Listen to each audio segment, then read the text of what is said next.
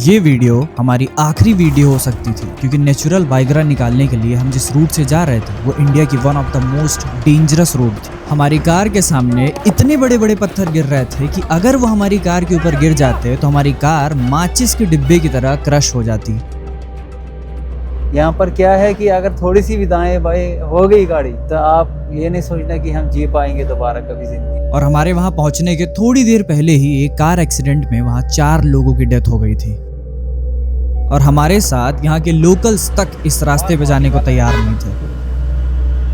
Even driver तक को extra पैसे देने पड़े हमें वहां तक पहुंचाने के लिए। और आगे हम एक ऐसी जगह पहुंचे जहां एग्जैक्ट 1 महीने पहले एक बस खाई में गिर गई थी जिससे 52 लोगों की एक साथ डेथ हो गई थी।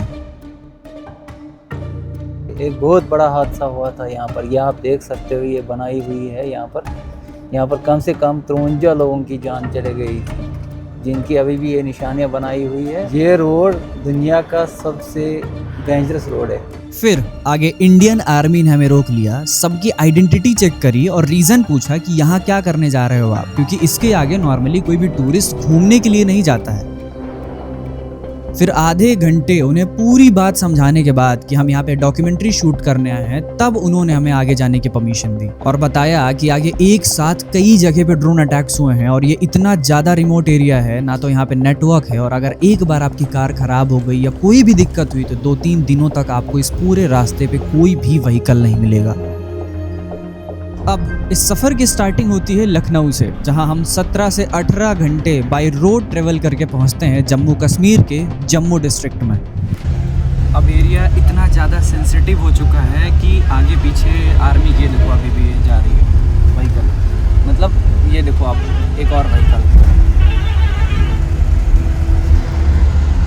मतलब इतना ज़्यादा सेंसिटिव एरिया हो गया है कि अभी बस के आगे आपको बता रहा हूँ करीब 10 से ज़्यादा आर्मी ट्रक चल रही हैं, पीछे भी 10 से ज़्यादा आर्मी ट्रक चल रही हैं और छोटे छोटे बंकर्स सीआरपीएफ के हर जगह पर हम लोगों को दिखाई पड़ रहा है। बहुत ज़्यादा सेंसिटिव एरिया चल रहा है अभी। जहाँ जैसे ही हम पठानकोट क्रॉस करते हैं, आपने भी सुना होगा यहाँ अक्सर अटैक्स होते रहते हैं। वहाँ से चारों तरफ इंडियन आर्मी फैली हुई थी और हम सब की सिमें काम करना बंद कर दी थी। अब ना तो हम अपना मैप यूज कर पाएंगे, ना इंटरनेट यूज कर पाएंगे और ना अपनी टीम से कोऑर्डिनेट कर पाएंगे, क्योंकि जो सिम आप पूरे इंडिया में यूज करते हो ना, रोमिंग में चली जाती है, वो सिम आप जम्मू के आगे नहीं यूज कर पाओगे क्योंकि सारी सिम यहाँ पे सिक्योरिटी रीजंस की वजह से डीएक्टिवेट कर दी जाती हैं। अब यहाँ पहुँचने के बाद हमने एक नई सिम इशू करवाई क्योंकि हमें टीम से भी कोऑर्डिनेट करना जरूरी था। अब इसके बाद हमारा असली सफर शुरू होता है जब हम जम्मू से छोटी बस से किश्तवाड़ के लिए निकलते हैं और यहीं से शुरू होती है अपनी इंडिया की one of the most dangerous road. अब इसके बाद हम 8 घंटे लगातार इतनी खराब रोड पे ट्रेवल करते हैं जहाँ पे बड़ा बैग पैर पे रखे हुए अब गर्दन को सीधी टिकाए रहने में भी दर्द महसूस हो रहा था। अब हल्का आगे चलते हमारे सामने लैंडस्लाइड हो गई और इतने बड़े बड़े पत्थर गिर गए कि पूरा ट्रैफिक जैम हो गया। पैसेंजर्स को खुद उतर के पत्थर साइड में करने पड़े, तब जाके हम वो रोड क्रॉस कर पाए।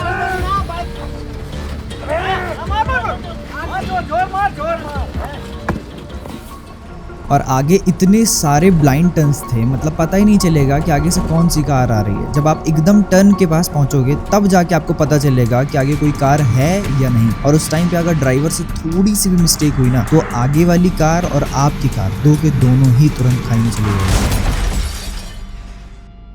और ऐसे लगातार 8 से 9 घंटे ट्रेवल करने के बाद हम पहुंचते हैं किश्तवाड़।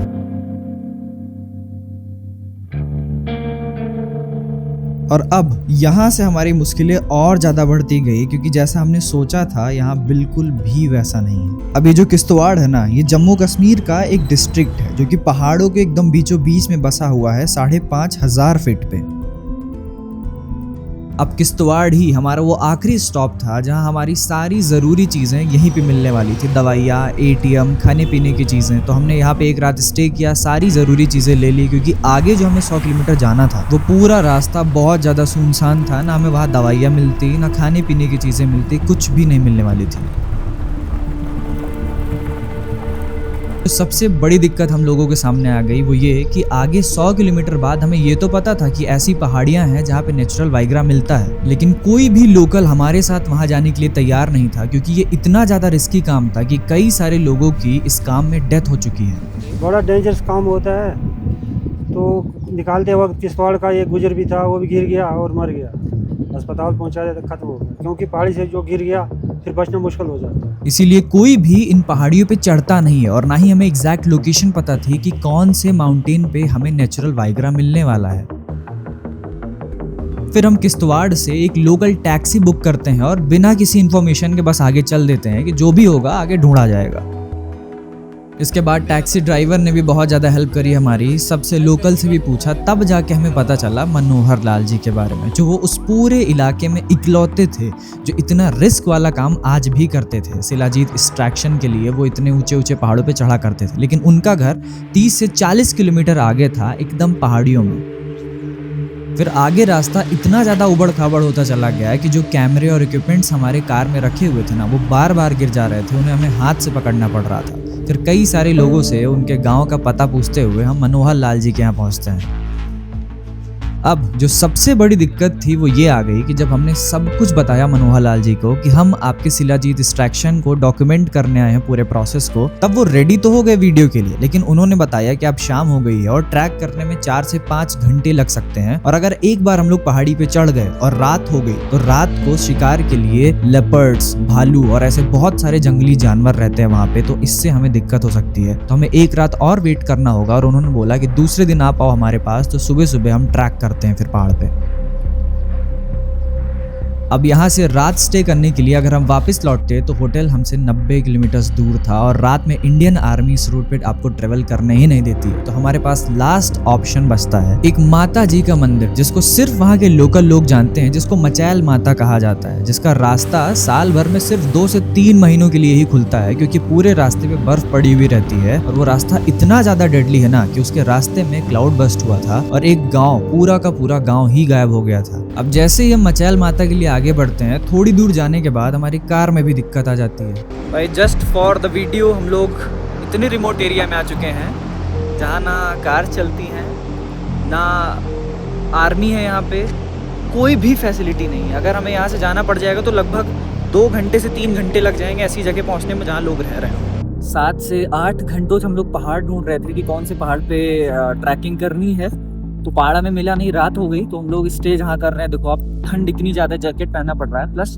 जस्ट बगल से नदी गई है, फिर बार पानी की आवाज़ सुना दे रहे में। हल्का सा भी अगर इस नदी का लेवल बढ़ता है पानी का तो सबसे पहले इधर ही आएगा। जैसे केदारनाथ में बीच में मंदिर थी, वैसे यहाँ पे एक छोटी सी मंदिर इधर साइड, तो यहाँ पे कुछ लोकल लोग हैं, कुछ लोग दूर दूर से भी आए हुए हैं, और जो एक बार यहाँ पे आ गया वो फिर रात में निकल नहीं सकता है। बहुत ज़्यादा डेंजरस एरिया, चारों तरफ से पहाड़ों से घिरा हुआ है और कभी भी कुछ भी हो सकता है। भाई देखो, ये सामने एक पहाड़ है, ठीक है, ये इधर एक दिखाई पड़ रहा है, हियर इट इज़। इधर भी देखो सब पे बर्फ पड़ी हुई है, इधर साइड भी ये मंदिर के पीछे दिखाई नहीं पड़ रहा है, और जस्ट बगल से रिवर गई हुई है। हम लोगों का स्टे ये है, ये छोटा सा रूम है पूरा वुडन, बगल में जस्ट मंदिर है छोटी सी, आपको दिखाया था ना, तो बगल में हम लोग को रूम मिल गया है। पूरे नीचे गद्दे पड़े हुए हैं, अभी हम लोग नीचे सो रहे हैं। सब सामान वगैरह हम लोगों ने रख दिया, सारे गियर्स वगैरह जितने भी हैं सब चार्ज में, प्लस बगल से इधर से एक स्टेयर गया हुआ है, तो कोई भी ऊपर जाएगा ना तो यहाँ से दिखाई पड़ेगा। पूरा वुडन है, ठीक है। तो अब सुबह निकलते हैं, बाहर ठंड बहुत ज़्यादा है, सो जाते हैं, सुबह उठते हैं, फिर चलते हैं ट्रैकिंग पे। अब हम 10,000 फीट पे थे, ऑक्सीजन लेवल कम था और लगातार ड्राइविंग की वजह से हमारे ड्राइवर तक की रात में तबीयत खराब हो गई। फिर हम सुबह सुबह यहाँ उठ के रेडी होकर के वापस मनोहर लाल जी से मिलने के लिए चल देते हैं।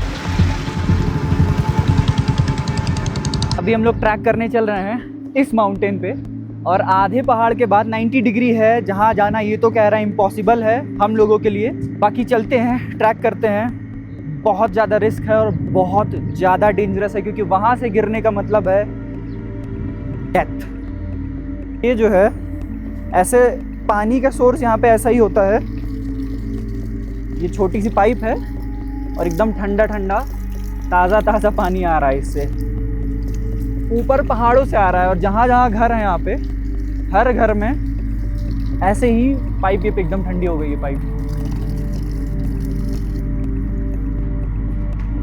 ये स्कूल यहीं पे आने वाले हैं वो, और ये पहाड़ियाँ हैं जहाँ हमें चढ़ना है। हम लोगों के पास गियर्स नहीं है, जो सबसे बड़ा सेटबैक है, और उन्होंने भी बता दिया है कि बहुत ऊपर तक आप लोग नहीं जा सकते एग्जैक्ट पोजीशन तक, बट हम लोग ट्राई करेंगे कि जहाँ तक हम लोग पहुँच सके वहाँ तक जाएंगे। ये इतना ज़्यादा रिस्की है, इन्होंने भी बताया कि पूरे गांव में, मतलब पूरे इलाके में, अगर आप जम्मू साइड आ जाओगे तो आपको शिलाजीत एक्सट्रैक्शन में सिर्फ एक ही नाम सुनाई पड़ेगा, वो है मनोहर लाल जी। इनके अलावा कोई भी नहीं चढ़ता है, भले ही वो पहाड़ी ही क्यों ना हो। इनके विलेज में और भी बहुत सारे लोग हैं, लेकिन किसी की भी हिम्मत नहीं होती इन पहाड़ियों पर चढ़ने की। तो आज हम लोग इधर ट्राई करने जा रहे हैं। पीछे अगर आप माउंटेन देखोगे वहाँ पे भी बर्फ़ पड़ रही है ऊपर। व्यू जितना ज़्यादा प्यारा दिख रहा है उतना ज़्यादा रिस्क है। और अभी नदियों की आवाज़ सुनाई दे रही है, पानी की बहुत ज़्यादा तेज। वो यहीं पे आने वाले हैं, उसके पहले स्कूल देखते हैं कैसा है।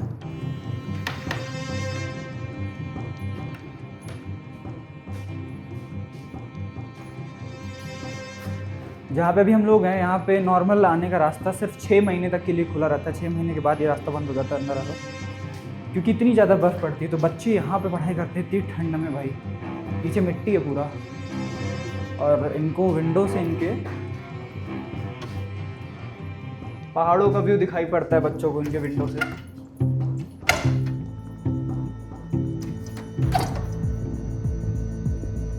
देखो भाई माउंटेन्स दिखाई पड़ रहे हैं। बंद कर देते हैं इसे। ऐसे क्लासेस चलती है पहाड़ों पे।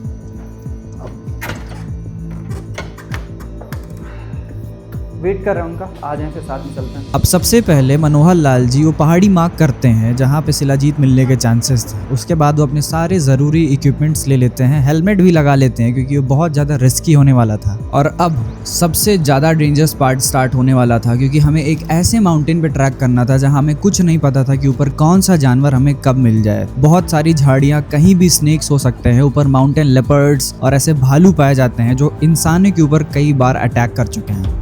हाँ चढ़ रहे हैं। टाइम नोट कर लो, टाइम। यहाँ पे अब रास्ता बनाना पड़ा, रास्ता है नहीं। हल्का सा भी पैर स्लिप हुआ तो नीचे, और अभी तो बहुत ऊपर जाना है। अभी तो ये नॉर्मल रास्ता है, अभी ऊपर खड़ी पहाड़ी है। वो ऊपर दिखाई पड़ रहा है आपको, उधर चलना है। उधर फंस गए। इधर भी देखो, सब कांटों के हैं।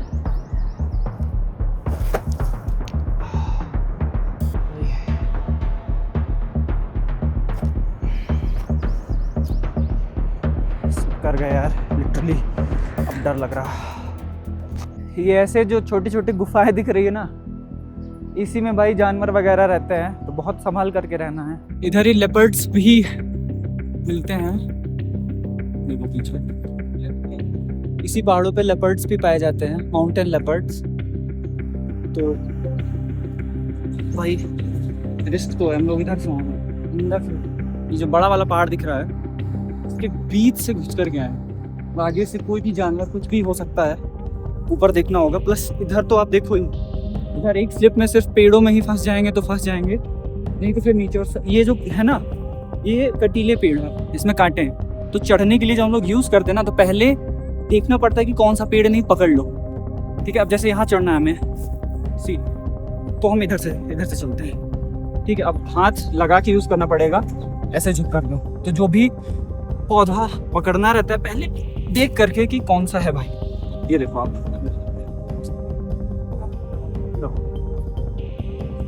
देखो इधर पैर रखा हमने, ज्यादा देर तक टिकाएंगे तो स्लिप होने लगेगा तुरंत ही। इधर से हमें नीचे जाना है, इधर से घुसना है, इधर से आगे, इधर से आओ ना। ऐसे जैसे मैं जाता हूँ ऐसे आप आस्ते आस्ते चलते आओ।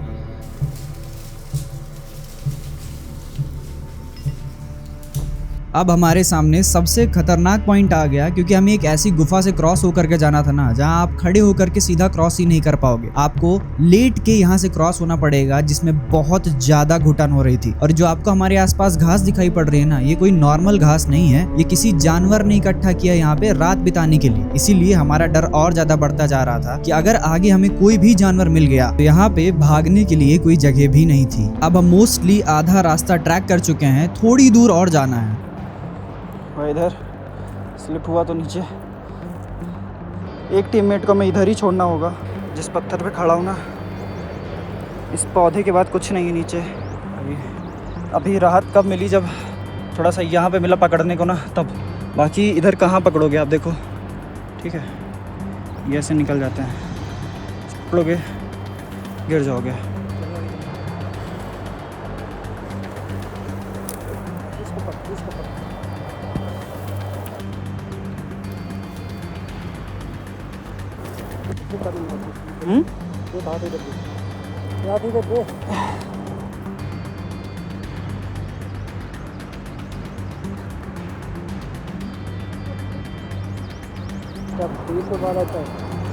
ये कौन इधर गए तो रख नहीं सकते।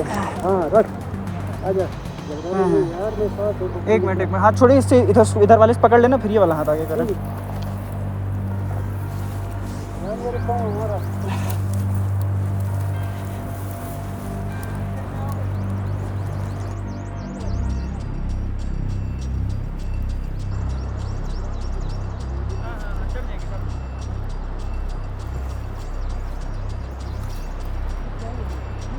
एक जगह ऐसी क्रॉस करनी थी जहाँ वो हमारा हाथ पकड़ रहे थे, लेकिन फिर भी मन ये नहीं कह रहा था कि आगे एक कदम भी बढ़ाएं, क्योंकि एक कदम भी बढ़ाते ही सीधा नीचे चले जाते हैं। नीचे देखो नदी इधर दिख रही है, और अभी देखो बीच बीच में क्या होता है, पहाड़ पे इल्यूजन होने लगता है। ठीक है, इल्यूजन होता है ऐसे जब बड़े बड़े पहाड़ ऐसे अभी कैमरे में नहीं दिख रहा है, मतलब कैमरे में वो फील नहीं आ पाएगा, लेकिन जब ये बहुत बड़े बड़े पहाड़ दिखाई पड़ते हैं ना, इधर साइड जब हम ऐसे अचानक से ऊपर देखते हो तो इल्यूजन होता है, और ऐसे मतलब थोड़ा सा जो बैलेंसिंग है ना बॉडी की, वो तुरंत बिगड़ने लगती है सिर्फ देखने से ही हल्का सा। इसीलिए जहाँ भी खड़ा होना पड़ता है थोड़ा सा पैर फैला के खड़ा होना पड़ता है। एक टीममेट उधर बैठा हुआ है, क्योंकि वो क्रॉस नहीं कर सकते थे, यहाँ पे वो आने नहीं दे रहे थे, हम लोग आ गए। जिस रॉक पे हमें अभी तक हाथ पैर ऐसे डर की वजह से ऐसा हो रहा है भाई। अब इस पॉइंट के बाद मनोहर लाल जी ने हमें साफ मना कर दिया कि ना तो आपके पास गियर्स है और आप हमारी जिम्मेदारी पे आए हो, अब इसके ऊपर बहुत ज़्यादा रिस्क है, आप लोग यहीं रुक जाइए। इसीलिए हमें यहीं पे स्टे करना पड़ा। आप नहीं चढ़ सकते, आप इधर ही बैठो। और फिर इसके ऊपर मनोहर लाल जी खुद से चढ़ के जाते हैं, क्योंकि इनके पास प्रॉपर एक्सपीरियंस है और ये कई बार इन पहाड़ियों पे आ चुके हैं शिलाजीत एक्सट्रैक्ट करने के लिए। और अब जो ऊपर पहाड़ियां हैं ना, वो प्रॉपर 90 डिग्री पे हैं। अब जल्दी से ये उस पहाड़ी पे चढ़ जाते हैं जहाँ पे इन्होंने शिलाजीत मार्क किया था, और उसको तोड़ करके फिर वहां से नीचे लेकर के आते हैं।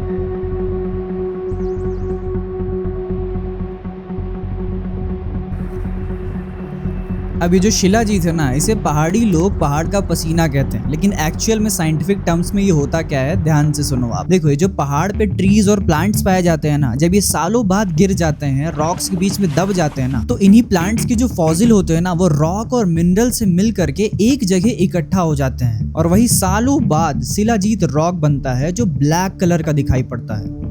ये कैसे पहचानते हैं आप नॉर्मल पत्थर और शिलाजीत में? इसमें ये जो शिलाजीत है ना, इसका पत्थर जिसमें ये काला होता है, काला होता है। ऐसे नॉर्मल पत्थर, इस पत्थर में फर्क होता है। इसमें ये पत्थर है ना, इस पत्थर और इस पत्थर में फर्क होता है। 8000 फीट हाइट है ये टोटल सी लेवल से। 8000 फीट भाई बहुत ज़्यादा होता है। अब तो ऐसा दिख रहा है वैली, लेकिन अभी हम लोग टोटली 8000 फीट पे चलते हैं नीचे और प्रोसेस करते हैं। जो पत्थर मिला ब्लैक कलर का, वो सबसे अलग होता है। अभी उन्होंने एक बात बोली कि पहाड़ों में कभी भी जल्दबाजी नहीं करना है, कभी भी। इसी पौधे की बात करें भाई, कपड़ों में घुस जाता है ये डायरेक्ट। आगे से देखो नुकीला है, पतला सा, वो लगता है बहुत ज़्यादा, बट अभी इसी को पकड़ना पड़ेगा। This is the way. सबसे बड़ा इशू पता है क्या है भाई? स्केचर्स पहन के आए हम लोग, सोल नहीं है, फ्लैट है भाई। ये ऐसे पत्थर होते हैं, ठीक है? ये कब निकल जाए कुछ नहीं पता। पैंट में कांटे घुस गए कुछ। बिना पकड़े उतरना इज वेरी वेरी डेंजरस। इंसान जहाँ रहते हैं ना, गंदगी फैला ही देते हैं। इतना बढ़िया व्यू है, इतना सब कुछ है, स्ट्रिंग पी के इधर ही फेंक दिया है यार। शट, उसके नीचे लेके चलते हैं। कंप्लीट हो गई ट्रैकिंग। बालों से, हाथों से, कपड़ों से बदबू आ रही है प्लांट्स की, जो माउंटेन प्लांट्स है छोटे छोटे, बहुत अजीब सी।